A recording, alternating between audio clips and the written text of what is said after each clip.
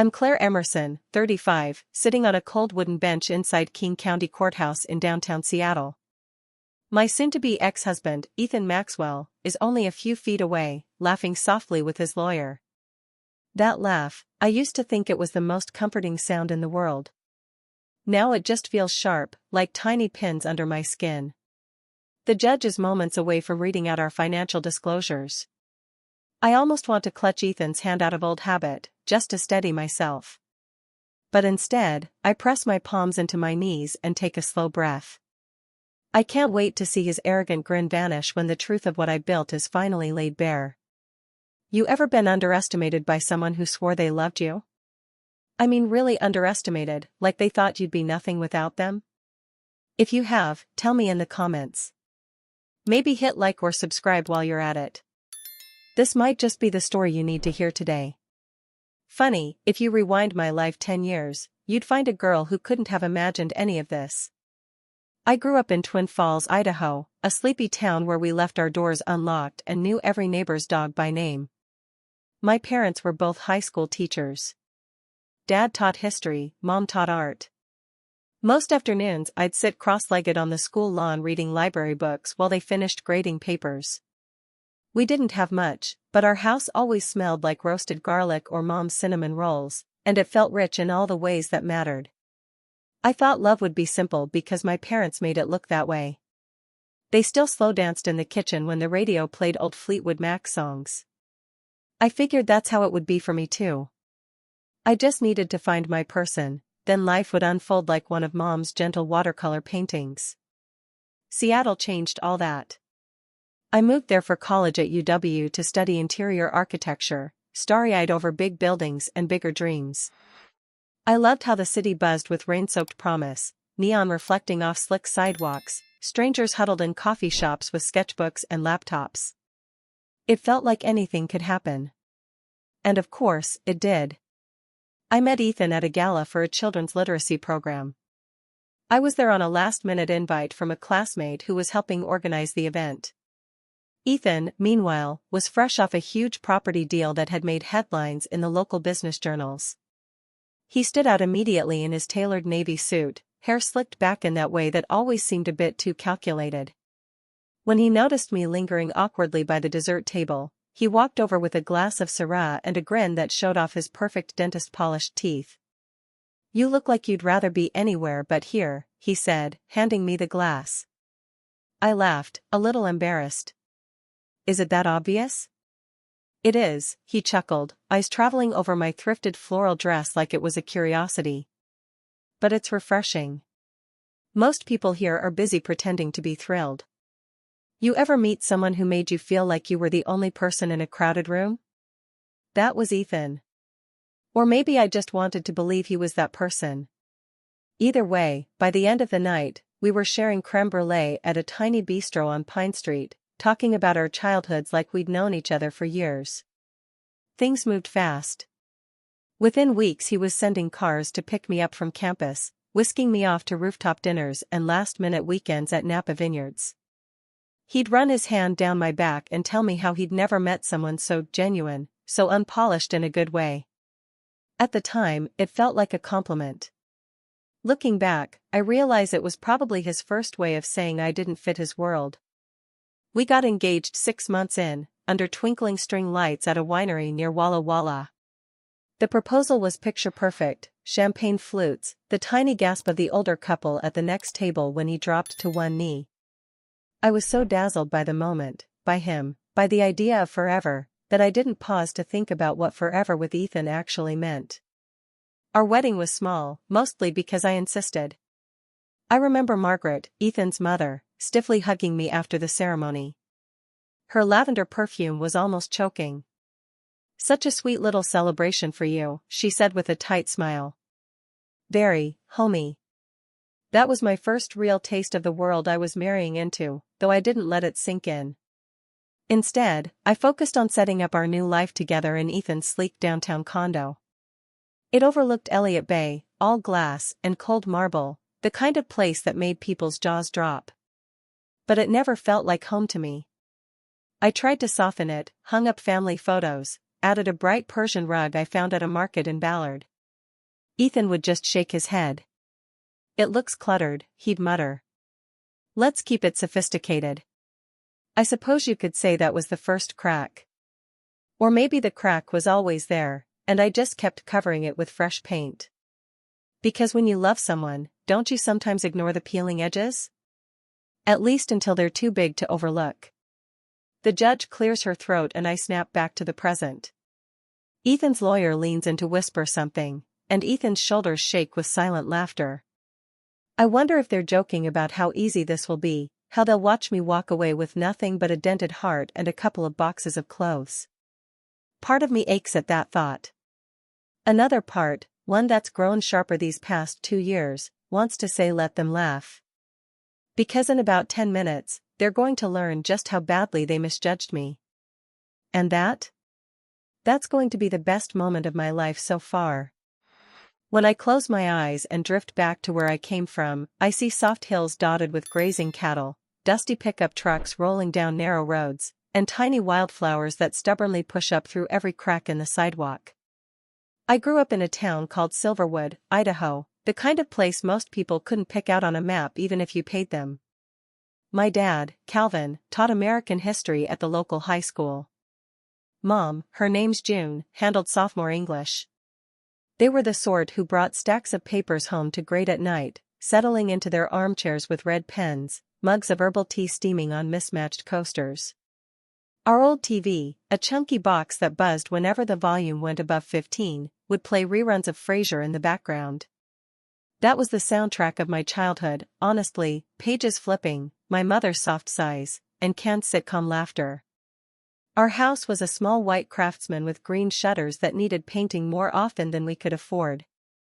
It smelled like beeswax furniture polish and Mom's garlic bread.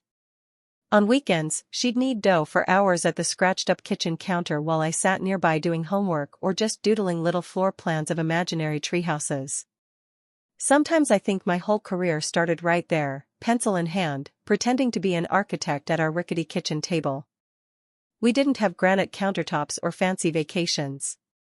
Most summers, Dad just packed up the old Ford Explorer and drove us 2 hours north to Clearwater Lake.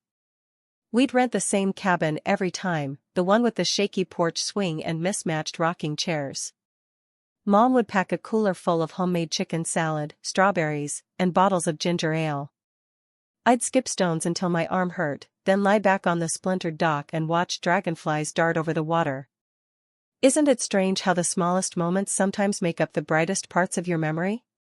I used to think happiness was going to be something grand, a career that made people nod approvingly, a man who looked at me like I was the best thing that ever happened to him, a house big enough that we'd need a map to find each other. But looking back, it was those simple days, hearing Dad whistle off-key while changing the oil, that I'd give anything to live through again. Money was tight, though my parents tried hard to make sure I never felt it. They didn't believe in buying on credit unless it was absolutely necessary. Mom clipped coupons from the Sunday paper and stored them in a floral tin on top of the fridge. Dad patched his own jeans until the knees looked like delicate blue spiderwebs. We never felt deprived. Actually, I think I was pretty spoiled in the ways that matter most. I always knew I was loved. Always. What they didn't say outright, they showed me by example. Work hard. Save more than you spend. Be kind even when it's hard. And don't ever let yourself rely so completely on another person that you lose who you are. I remember one night when I was about 16, Mom and I sat on the back steps. We had old towels laid out because the wood was damp from an afternoon storm. She handed me a mug of chamomile tea, her fingers brushing mine, warm and calloused. "You know, Claire," she said after a while, her voice soft enough that the crickets nearly drowned it out. "Love is wonderful. But your life shouldn't hang entirely on it. Be your own person first." I just rolled my eyes at the time, like any teenager would. I wanted love to be the movie kind.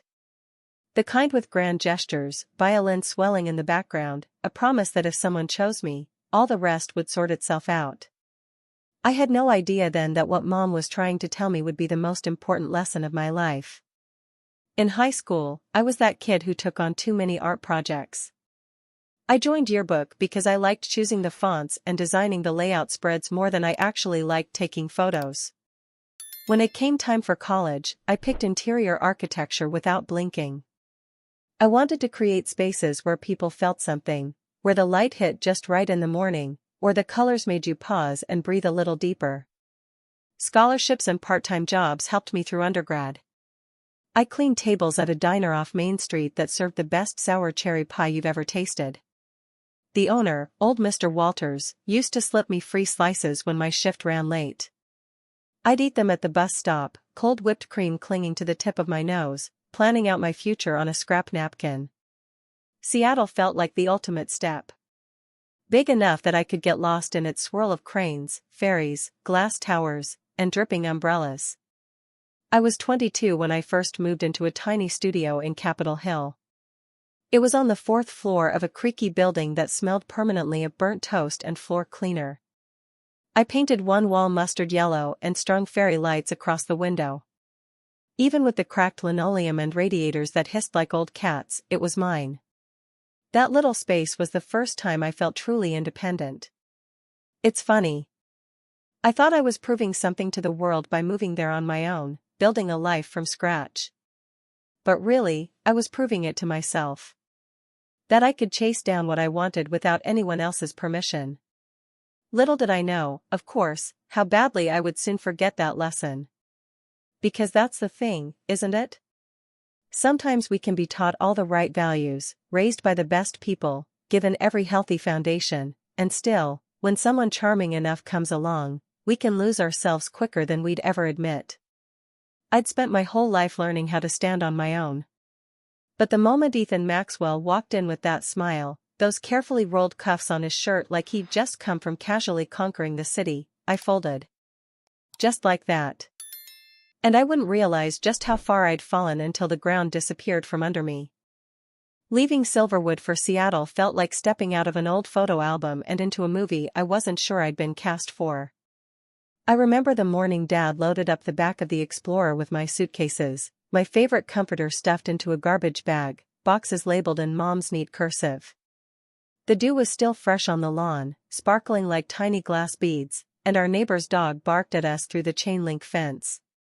Mom fussed with the collar of my jean jacket, even though it wasn't cold. Her eyes kept flicking over my face like she was memorizing me. I tried to act breezy, making some joke about how the city probably didn't have decent pie. My voice wobbled at the end. That's the thing about big changes. They never come with guarantees, only hopes. I think we all pretended it wasn't scary. The drive took nearly 8 hours, and most of it was filled with radio static, the occasional country song cutting through. I stared out the window, watching wheat fields give way to denser patches of trees, then finally the traffic tangles and shiny glass buildings of Seattle. My heart raced, both from excitement and a kind of gentle terror I couldn't name. My first apartment was a studio off Broadway, wedged between a vape shop and a bookstore that smelled like old coffee and mildew. It had an avocado green carpet and a closet so small I had to hang some clothes on nails pounded into the bathroom door.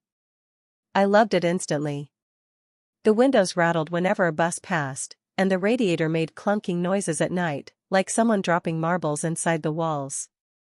Still, it was mine. Some nights I lay awake staring at the faint glow of the street lamp outside, listening to people argue or laugh as they walked by.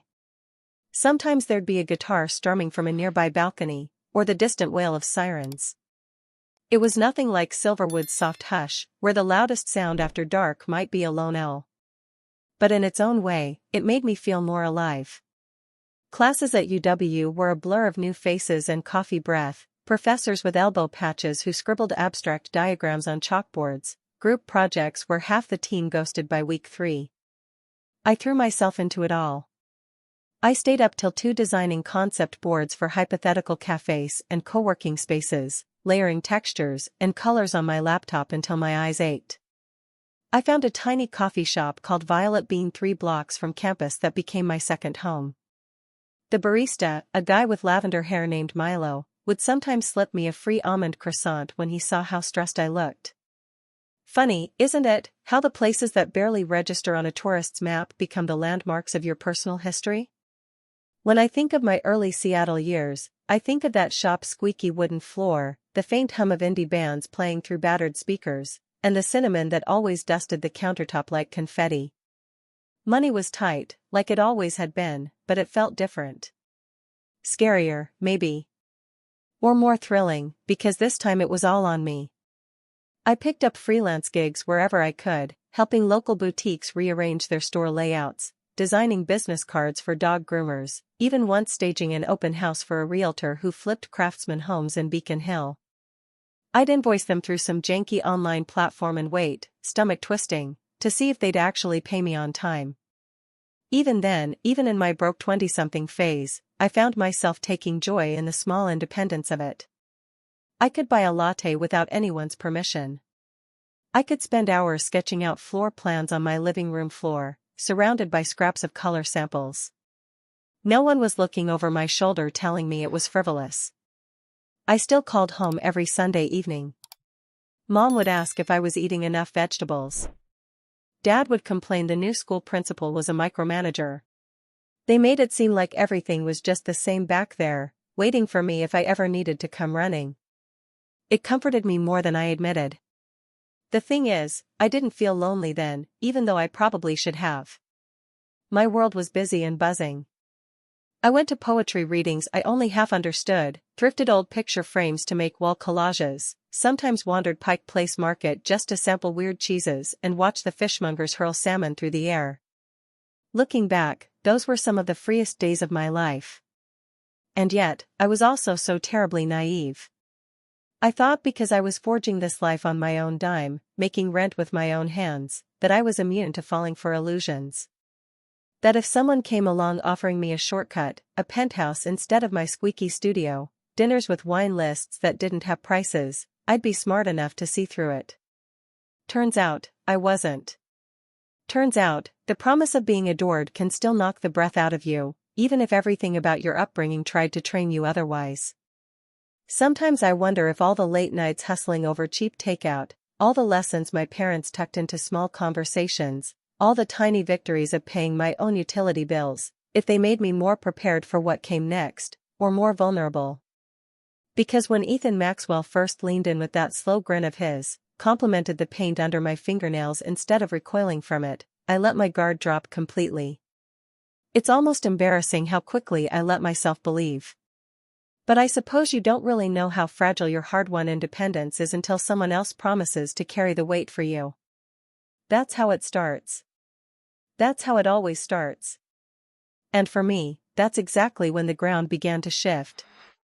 The night I met Ethan Maxwell was one of those damp Seattle evenings where the drizzle felt endless, fine mist coating everything in a slick shimmer. My friend Marissa had practically dragged me to a fundraising gala for literacy programs at the city library. I remember resisting because it sounded stuffy and, honestly, I didn't have the right shoes. But she promised there'd be free appetizers and an open bar. That was enough to get me into my one decent cocktail dress, a teal wrap I found at a consignment shop, and out the door. The event was held at this old converted train depot near Pioneer Square. Inside, string lights hung in looping swags across the high brick walls, and a jazz trio played in the corner. The place smelled faintly of damp stone and rosemary from the past hors d'oeuvres. I felt awkward almost immediately, clutching my glass of cheap Prosecco and trying not to gawk at all the people in tailored suits and designer gowns. That's when I noticed him. Or more precisely, when he noticed me. Ethan stood near a display of donated art pieces, talking to two older men who hung on his every word. His suit was charcoal gray, fit so well it looked like it had been sewn on just for him, and his sandy hair was neatly combed back in that deliberate, expensive way. He wore a slim watch with a brown leather band, and I remember thinking even his watch seemed confident.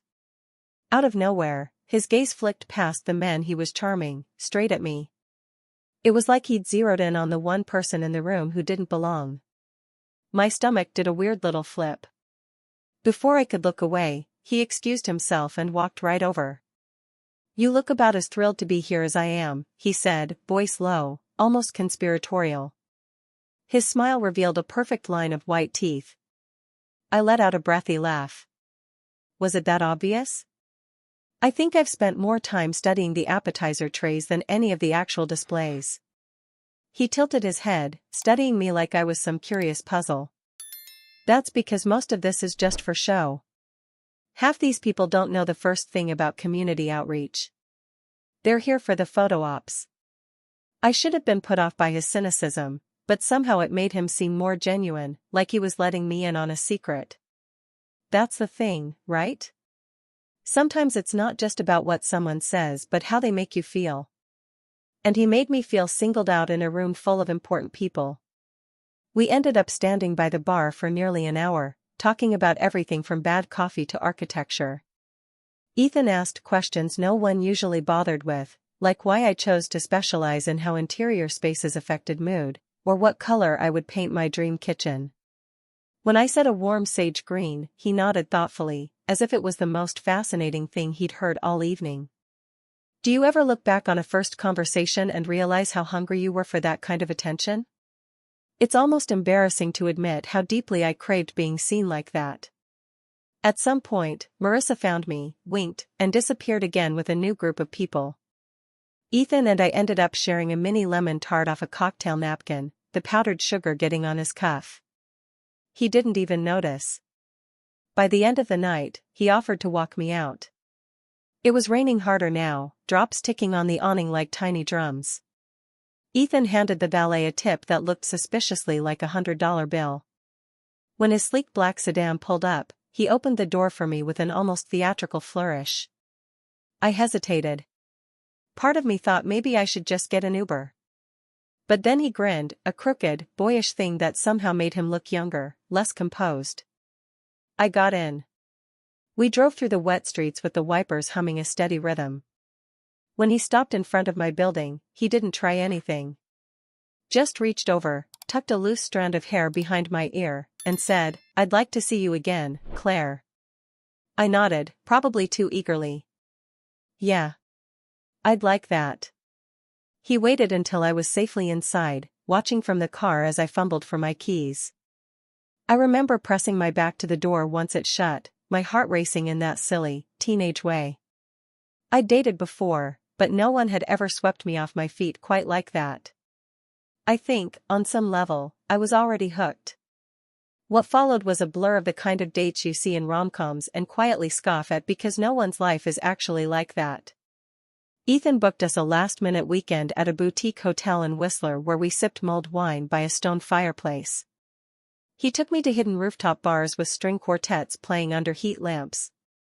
Once, on a Wednesday night, he showed up outside my apartment with a bag of Thai takeout and said he couldn't wait until the weekend to see me. He made me feel chosen. Like all of his busy, powerful world paused just to make space for me. Sometimes I'd catch him staring at me across a table, his brown eyes soft, almost proud, and my breath would hitch. I was falling, hard. Faster than I should have, probably faster than was safe.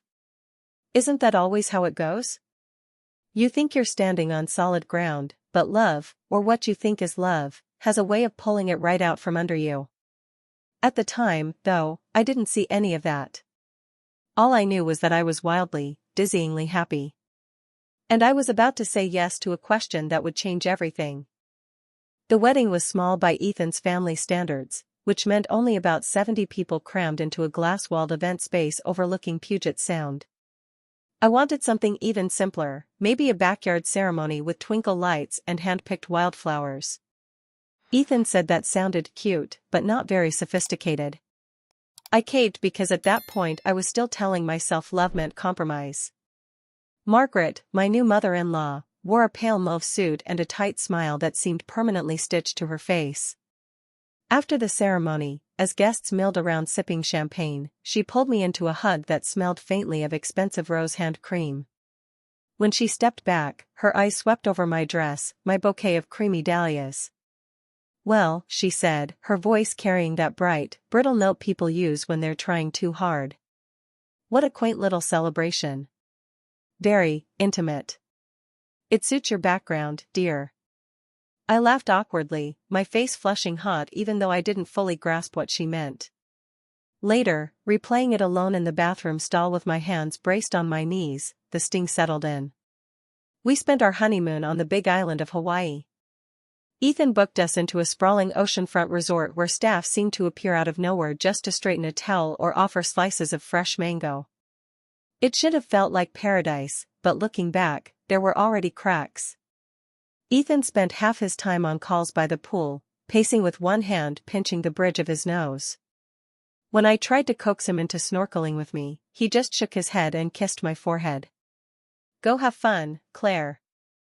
I want you to enjoy yourself."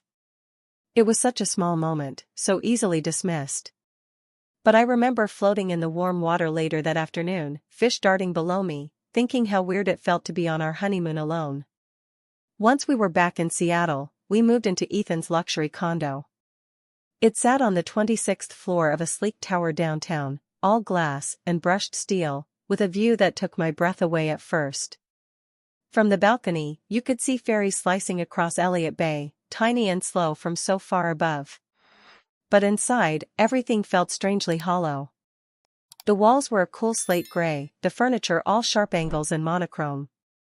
I tried to soften it, added a quilt my mom made, framed little watercolors I'd painted on rainy afternoons. Ethan would walk in after work, glance around with faint disapproval, and mutter, "Claire, let's not turn this place into a craft fair." At first, I laughed it off. Isn't that what people do when they love someone? Overlook little slights, tell yourself they mean well? But over time, those moments piled up like pebbles in my pocket, subtle but heavy. Ethan worked long hours at his law firm, handling high-stakes property deals that seemed to demand constant attention. He'd come home late with his tie loosened, smelling faintly of whiskey and the cologne I'd bought him for Christmas. We'd have dinner together, take out sushi or rotisserie chicken from the upscale market downstairs, while the muted glow of the TV flickered across his face. Often, he'd scroll through emails even as I tried to tell him about a new project I was drafting. "Sounds nice, babe," he'd murmur without looking up. "Just don't let it stress you too much. You know you don't have to work at all if you don't want to." That line, at first, felt almost tender. Like he was offering to take care of me. But the more he said it, the more it scraped against something inside me. My work mattered to me. I wasn't designing billion-dollar high-rises, sure, but I loved figuring out how to make a cozy cafe layout sing, how to guide people through a boutique with warm lighting and smart displays. It made me feel capable, creative, like I was contributing something real. Do you ever wonder why we let ourselves shrink to fit someone else's idea of us?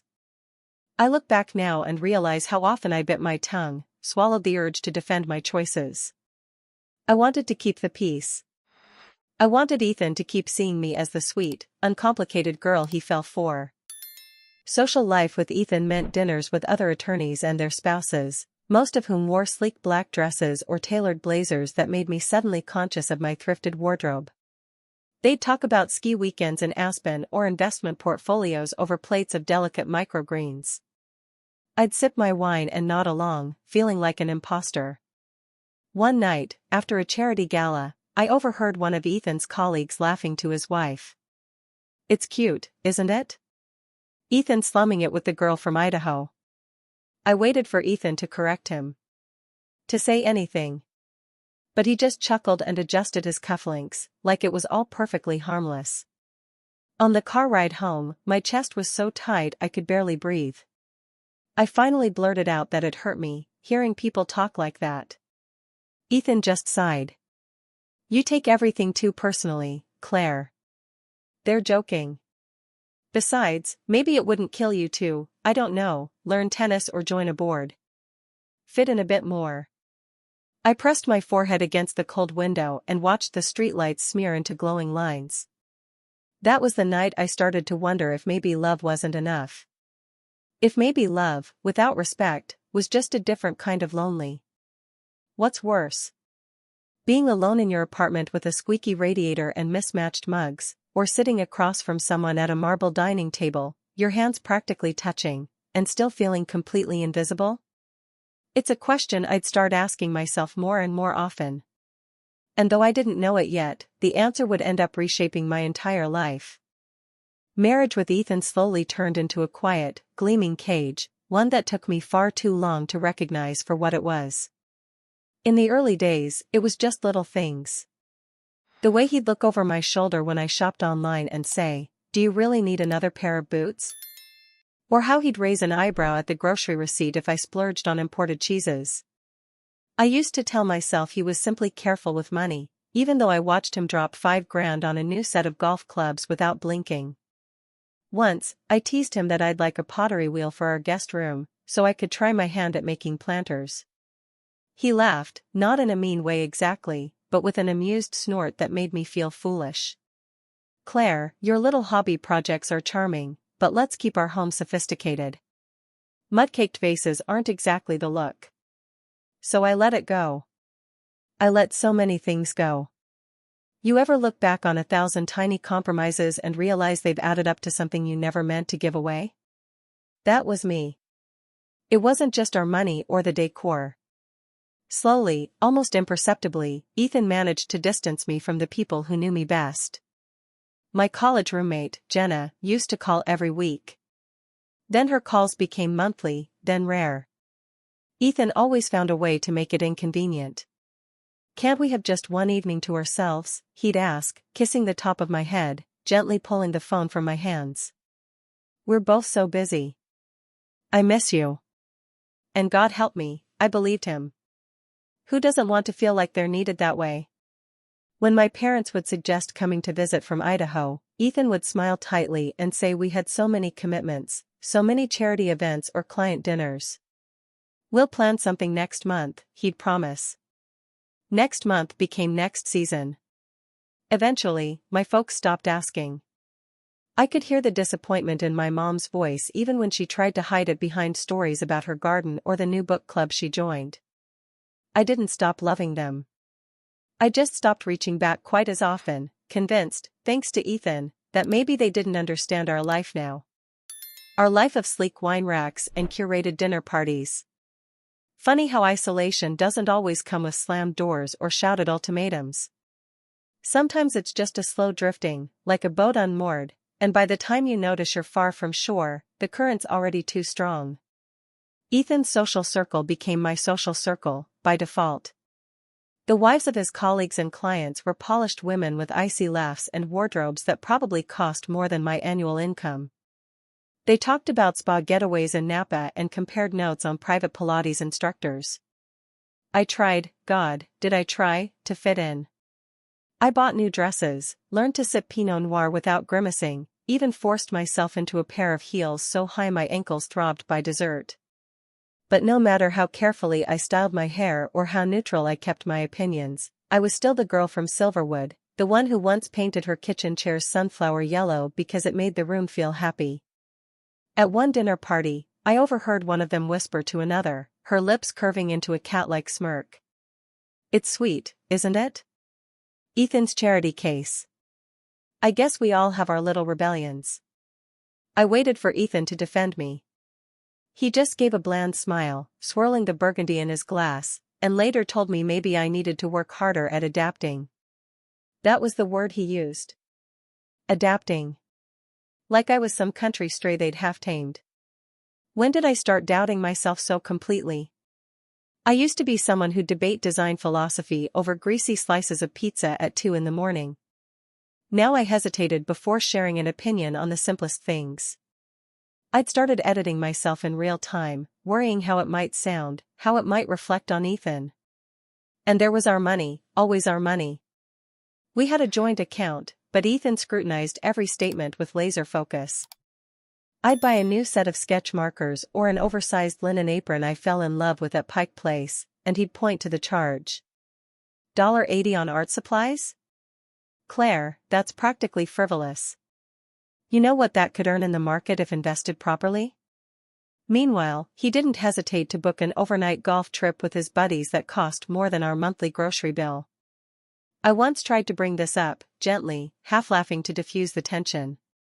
Ethan's jaw tightened, and he gave me this look, a look that made me feel about 2 inches tall. "Don't be petty, Claire. I'm managing our future." So I stopped mentioning it. I just made quieter choices, cheaper choices. Or went without entirely. Sometimes I wonder how different things might have been if Ethan had ever actually seen me.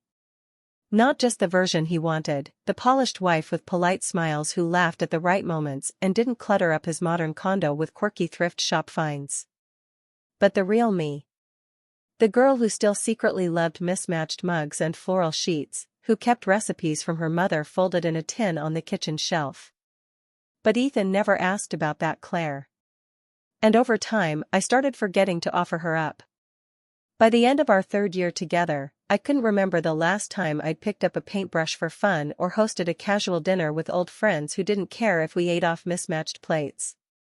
It was just one long line of polished evenings, polite conversations, and Ethan's hand resting possessively at the small of my back. That was the winter I first felt a thin, persistent ache in my chest.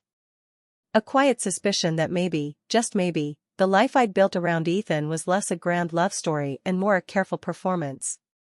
And I couldn't yet admit it out loud, but somewhere deep down, I had begun to wonder how long I could keep it up before the mask cracked completely. I wish I could tell you there was some dramatic, cinematic moment that first made me suspect Ethan was cheating. A lipstick stain on a collar, a stranger's earring on our bathroom sink. But the truth was quieter, and somehow more painful because of it. It started with small shifts. Ethan began coming home later than usual, claiming last-minute meetings or dinners with prospective clients. I wanted to believe him. I really did. He'd breeze through the door around 10 or 11, the top buttons of his shirt undone, hair slightly out of place. Sometimes he smelled faintly of women's perfume, a soft floral that wasn't mine. When I pointed it out, trying to keep my tone playful, he just chuckled. "Babe, it's probably from hugging a client's wife goodbye. Don't be paranoid." And I wasn't the type to be suspicious by nature. I'd always prided myself on trusting people until they gave me a reason not to. But it's funny how your gut knows long before your brain is willing to catch up. One Thursday night stands out. I was curled up on the couch with a throw blanket, half watching an old episode of Chef's Table, when Ethan's phone buzzed on the coffee table. He was in the shower. The screen lit up with a preview of a text. It read, "Miss you already. Last night was," and then cut off. My stomach lurched. I sat there staring at those words, my heart racing so fast it felt like it might burst. I could hear the water running in the bathroom, the distant thump of Ethan humming to himself.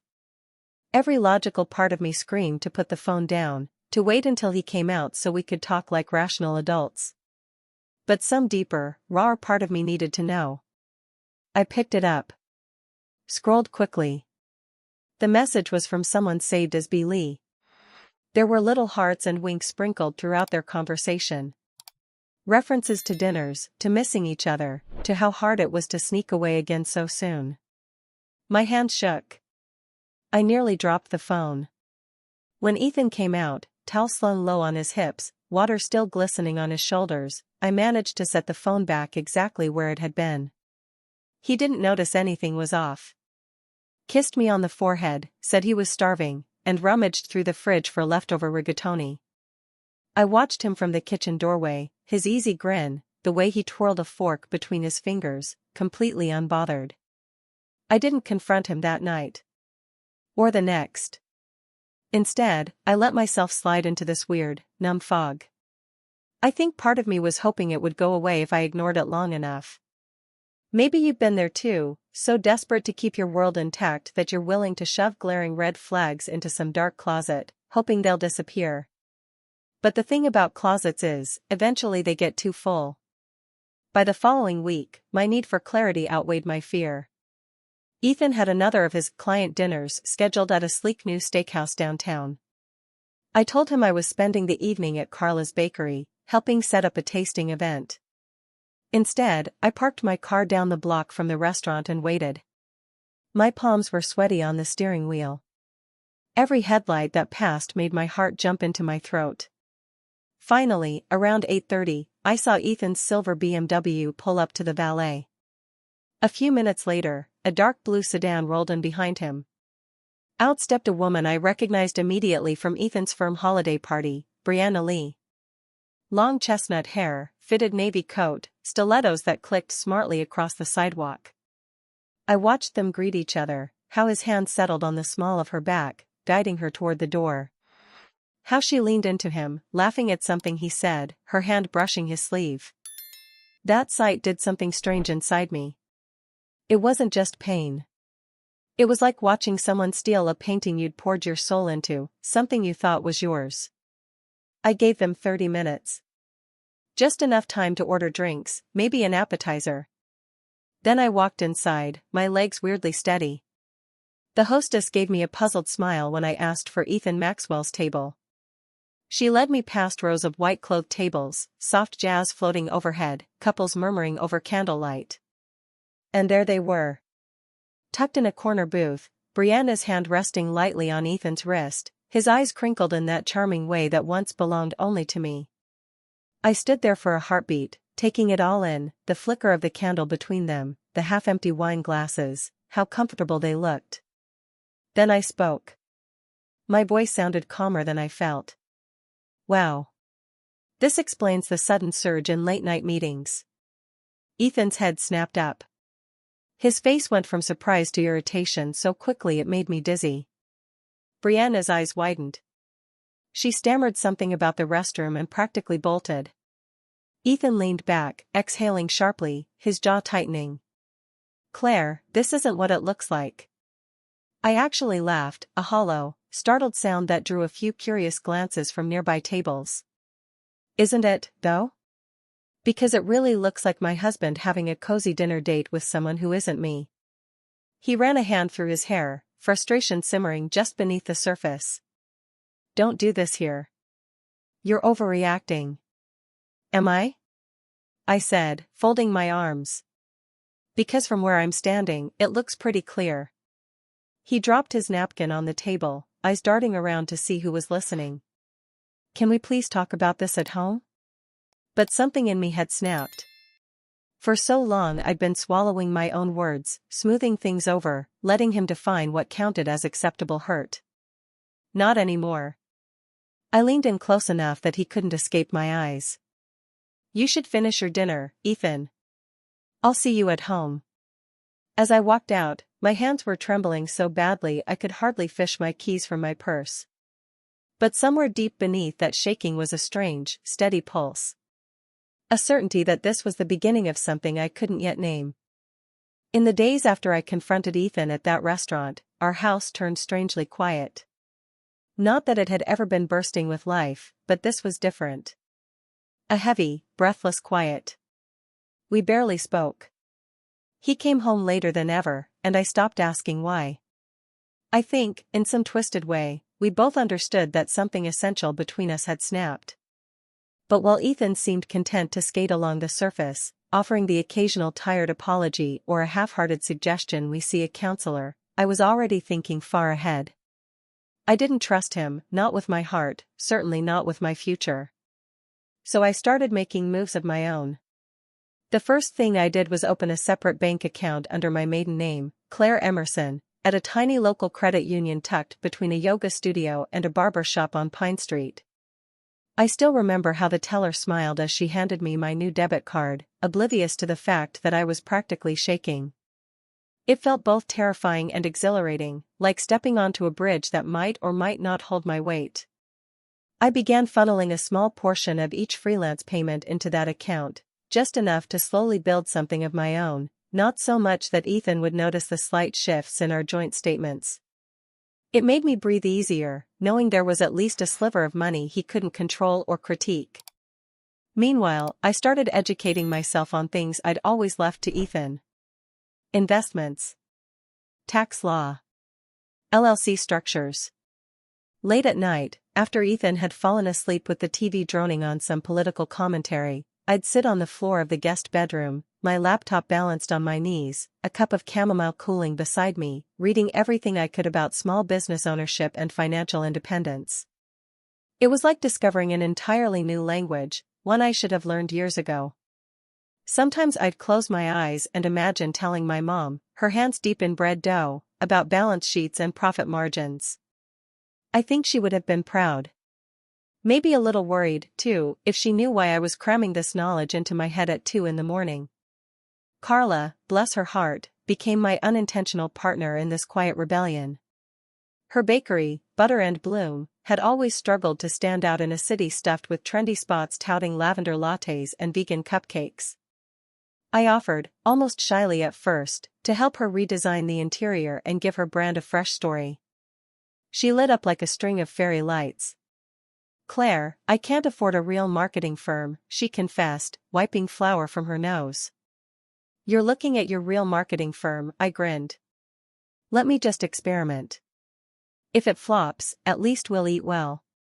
We spent evenings rearranging rustic wooden shelves, shooting new photos for her social pages with my battered old Canon, rewriting captions so they sounded warm and inviting instead of stiff. I loved every second. It was the first time in years I felt useful in a way that had nothing to do with Ethan's social calendar. Her shop's Instagram started gaining traction, followers doubled in a month, and catering orders trickled in from local offices who wanted the charm of Carla's hand-piped pastries over mass-produced platters. Carla would text me updates at all hours. "Just booked a bridal brunch for 60. Your magic, Emerson." It wasn't magic, of course. It was work. Long, sometimes tedious hours spent researching local SEO strategies, learning how to track engagement metrics, even negotiating ad rates with a regional wedding blog. But each tiny win felt like reclaiming a part of myself I hadn't realized I'd lost. At home, I played the same role I always had. Smiling politely when Ethan suggested we host another fundraiser, nodding along when he droned about client mergers. If he noticed my growing independence, he said nothing. Maybe he simply assumed I'd finally found my groove, as he once patronizingly put it. I let him believe it. Let him underestimate me. Some nights, though, I lay awake staring at the ceiling fan spinning slow circles above our bed, and wondered how it had come to this. How I could be plotting an exit while sleeping beside a man who still reached for me in the dark, murmuring half asleep that he loved me. Did he mean it? Or did he just love the life I helped him curate, the flawless dinner parties, the pristine condo, the polite wife who never made a scene? It's funny. I used to think betrayal was a lightning strike. Sharp, sudden, obliterating. But in reality, it was more like a slow rot that started in places unseen. By the time I noticed, the foundation was already crumbling. Through Carla, I started meeting other small business owners, learning from their scrappy wisdom. A florist named June gave me tips on negotiating supplier contracts. A custom jeweler showed me how she managed client deposits to keep cash flow steady. They treated me like a peer, not just Ethan Maxwell's wife dabbling in pretty hobbies. It was addicting. And beneath all that, the money in my hidden account grew. Not into a fortune, at least not yet, but into something that felt sturdy enough to hold the first bricks of a new future. A future I'd build with my own hands, unpolished and imperfect, exactly how I liked it. I didn't know then precisely where this would all lead. Whether I'd actually leave Ethan, or just stand on firmer ground inside our uneasy marriage. But late one night, as I uploaded a portfolio to a new website I quietly registered under Emerson Creative Company, I felt a calm resolve settle over me. Maybe you felt that too. That quiet moment when you realize you're done waiting for someone else to choose you. You're finally choosing yourself. And I promise you, that's the most powerful kind of promise there is. Once my small projects with Carla started showing real results, word traveled faster than I was prepared for. A boutique hotel owner who'd tasted Carla's pastries at a corporate brunch reached out, wanting to give his tired lobby a warmer, more welcoming flow. Then a local wedding planner messaged me on Instagram, asking if I could help design pop-up event spaces that didn't feel like cookie-cutter ballrooms. Each time someone found me, I felt this spark light up inside my chest, equal parts thrill and terror. Could I actually do this on a larger scale? Handle contracts, coordinate installs, talk them through brand narratives that made sense? Funny thing is, the more I said yes, the easier it became. I'd spend afternoons with swatches spread all over our dining table, soft velvets, reclaimed wood samples, tiny glass tiles that caught the sun just right. Sometimes Ethan would come home early, see the chaotic mess, and raise a brow. "Claire, what is all this? It looks like a craft fair exploded in here." I'd give him a tight smile. "Just work samples." He'd shrug, kiss my cheek, and wander off to his office to pore over legal briefs, satisfied so long as it didn't spill into his minimalist living room. It was astonishing how completely he underestimated me. Maybe that's why he never bothered digging deeper. In his mind, I was still the harmless hobbyist who spent more than she should at Michael's. Meanwhile, I was meeting clients in little cafes with mismatched mugs and chipped tables. We'd sketch floor plans on napkins or scroll through Pinterest boards over lavender lattes. I remember one chilly Tuesday morning at a spot called Hazel and Thyme, where the barista wore neon green glasses and hummed off-key to an old Springsteen song. Across from me sat a jewelry designer named Nadine, nervously twisting a silver ring on her thumb as she explained how her sales had plateaued. Her shop was beautiful, full of reclaimed wood counters and dried eucalyptus bundles, but her brand's online presence was lifeless. Together, we mapped out a fresh digital campaign that highlighted her process, the raw stones laid out on her work table, little behind-the-scenes videos of her torching metal. 6 weeks later, her sales doubled, and she sent me a tiny hand-stamped pendant as a thank you. Holding that cool piece of silver in my palm, I nearly teared up. It wasn't expensive, but it meant something. Proof that my work could help other people's dreams grow roots and bloom. At night, while Ethan dozed on the sofa with the TV droning about stock futures, I'd slip into the guest room, my unofficial command center. My laptop was always open, tabs cluttered with project management tools, QuickBooks dashboards, and endless Pinterest inspiration. I pinned sticky notes to the wall, goals for the next quarter, half-scribbled quotes that kept me motivated. It was messy and cramped, smelled faintly of the jasmine candle I burned down to a nub. But it was mine. Sometimes I'd pause, lean back in the squeaky old desk chair, and just breathe. You ever have that feeling where you catch yourself smiling alone, realizing that somehow, without fanfare or even your full awareness, you've become someone you genuinely respect? That's how it started to feel. One evening, Samantha Ortiz, a tech entrepreneur I met through one of my cafe clients, asked to grab coffee. She was striking, sleek bob, tailored jumpsuit, a way of looking at you that felt almost clinical. She scrolled through my website on her phone, then looked up with this small, approving smirk. "You know, Claire, your rates are way too low. Triple them. Watch who sticks around. You'll weed out the budget clients and make room for people who value serious expertise." I nearly choked on my oat milk cappuccino. Triple them? That feels cocky. It's not cocky. It's honest pricing. You're delivering real ROI. Stop acting like a hobbyist. On the walk home, my heart thudded in my chest. Could I be that bold? Was I worth it? The next day, nerves buzzing through my veins, I updated my pricing page. I braced for crickets, for clients to vanish. But they didn't. New inquiries came in from established companies who didn't bat an eye at the numbers. Samantha was right. Turns out the world takes you at the value you project. Meanwhile, my hidden savings swelled. I invested carefully, guided by tips from Samantha, into a handful of sustainable startups and a local urban garden collective that was starting to make headlines. Watching small sums turn into larger ones felt a little like alchemy. It gave me a rush I hadn't expected, but also a new sense of calm. I was no longer building castles on someone else's foundation. This was mine, down to the last stone. Through it all, Ethan stayed largely oblivious. Maybe because I still played my part so well, attending his boring legal dinners, smiling at his partners' wives who dripped with condescension. But inside, I felt untouchable. Like I had a secret world humming beneath the surface of our carefully curated life. The best part wasn't even the money. It was watching people light up when their spaces flourished, their businesses grew, when they finally saw themselves and their work reflected beautifully. I started to believe I was good at this. That I was more than just an accessory draped over Ethan's arm. One night, after wrapping up a design consult that went exceptionally well, I climbed into bed beside Ethan. He was already half asleep, mumbling something about an early tea time. I lay there staring at the ceiling, feeling the slow, steady swell of my own breath, and realized I no longer needed him to notice me. Isn't that strange? How you can spend years yearning for someone's approval, only to wake up one day and realize you've outgrown the craving entirely. And as that thought settled, I felt the tiniest spark of anticipation.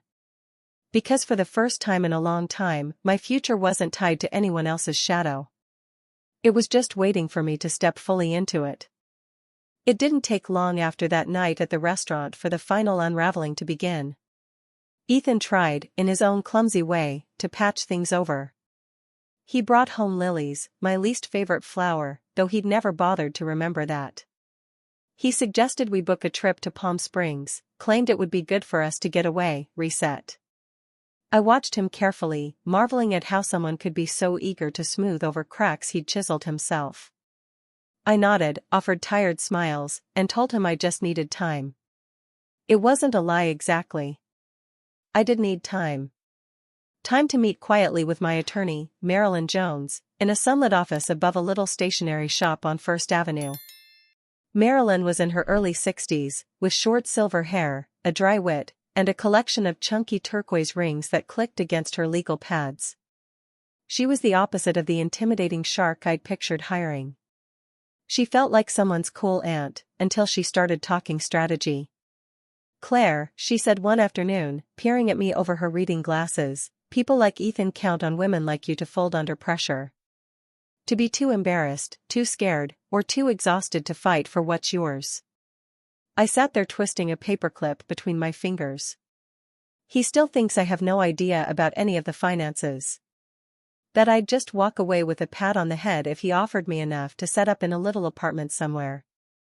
Marilyn's lips curved into a sly, approving smile. "Then we'll let him keep thinking that." So that's what I did. At home, I stayed the perfect picture of docility. I still went with Ethan to those endless cocktail hours, still let him steer me around by the small of my back, still nodded at his colleagues' wives who eyed me like a slightly exotic pet. All the while, Marilyn and I were gathering every scrap of paperwork, tracing the paths of Ethan's assets like veins through a leaf. Old emails, property tax statements, cryptic lines on brokerage reports, each one a tiny revelation. When Marilyn uncovered an undeclared account tied to a condo in Vancouver, one Ethan apparently bought during a work expansion phase, it felt like a private vindication. Here was proof of just how little he thought of me. That he could hide something like that, certain I'd never be clever enough to look.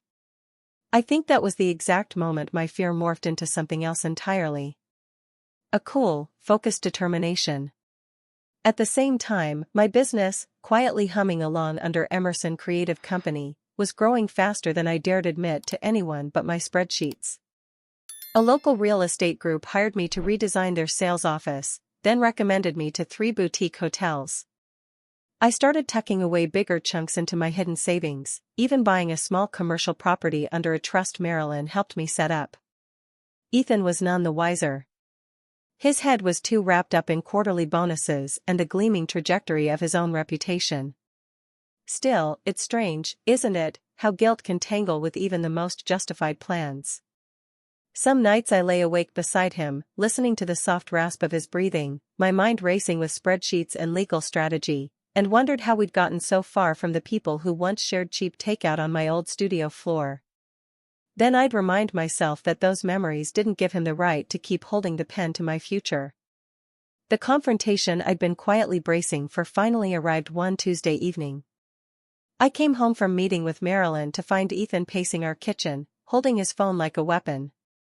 His hair was mussed in a way that didn't look intentional, his shirt untucked.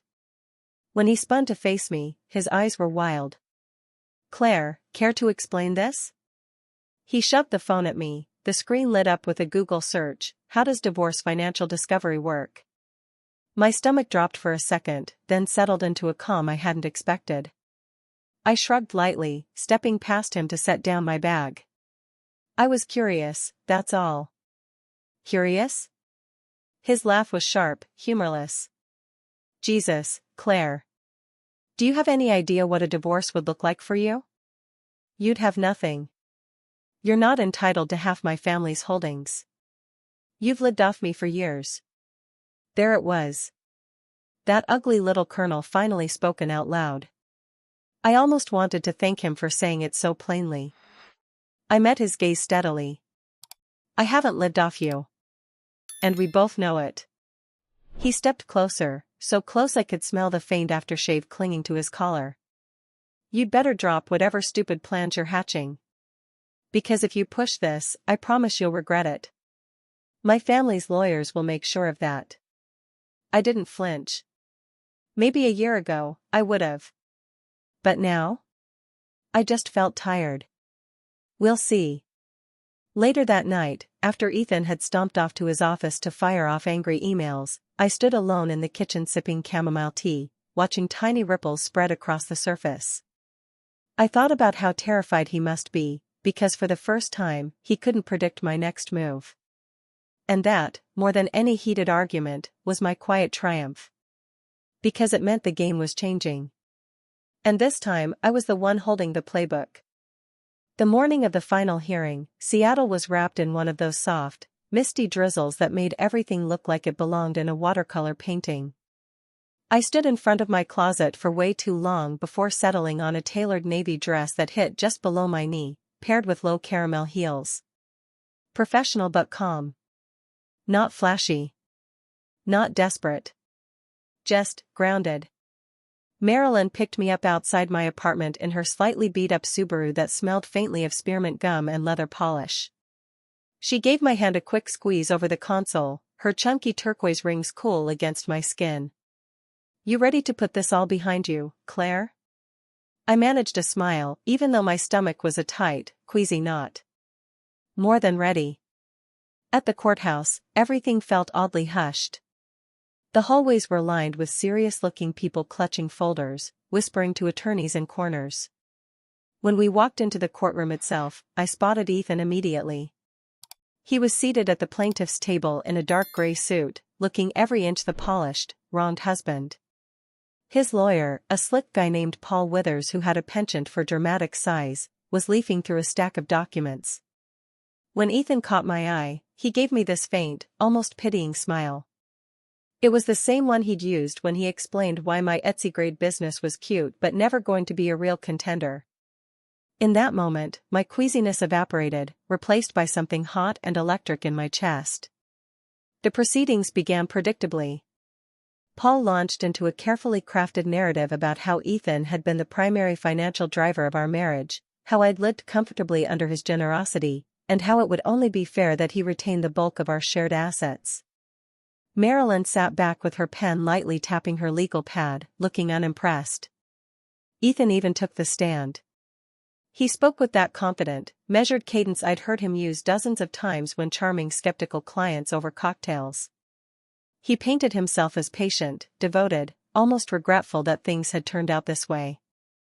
I watched from my chair, noting how his cufflinks caught the light. I wondered if Brianna had helped pick those out. It was funny, in a bitter kind of way, how people could curate such a polished surface even as everything rotten festered beneath. When it was our turn, Marilyn stood, straightened her blazer, and calmly dismantled every smug argument Ethan's team had laid out. She started with a methodical review of our finances, highlighting not just my clear contributions to household expenses but also the documentation of Ethan's hidden accounts and investments he had failed to disclose. The courtroom air shifted.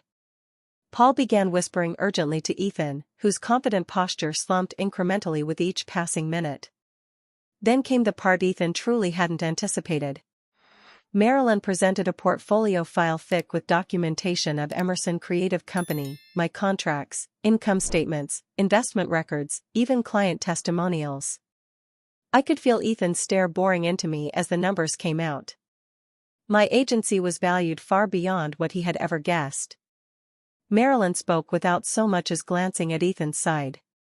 Your Honor, we also have clear evidence that Mrs. Emerson established this company independently, without any capital contribution from Mr. Maxwell, and despite repeated discouragement. Under Washington law, this qualifies as separate property, wholly outside of equitable marital division. Judge Hernandez, a meticulous woman with short silver hair and kind but probing eyes, reviewed the documents carefully. When she finally looked up, her voice was measured. It does appear, based on this evidence and precedent, that Mrs. Emerson's business and its associated assets are indeed hers alone. Ethan's mouth parted slightly. His complexion had gone pale. I almost expected him to interrupt, to shout. But he just sat there, hands limp on the table. It hit me in that moment how thoroughly he'd underestimated me. Not just as a business owner, but as a person capable of quietly building something substantial while he'd been busy maintaining his slick image. I wondered how many other people he'd overlooked in his life, assuming their worth stopped where his perception did. The rest of the division went quickly. Because of Ethan's financial omissions, those little offshore stashes and the Vancouver condo, the judge ruled in my favor on several contentious points. We would liquidate the downtown condo and split proceeds on a sliding scale more generous to me. I'd keep my retirement accounts untouched, plus the commercial property under my trust remained mine entirely.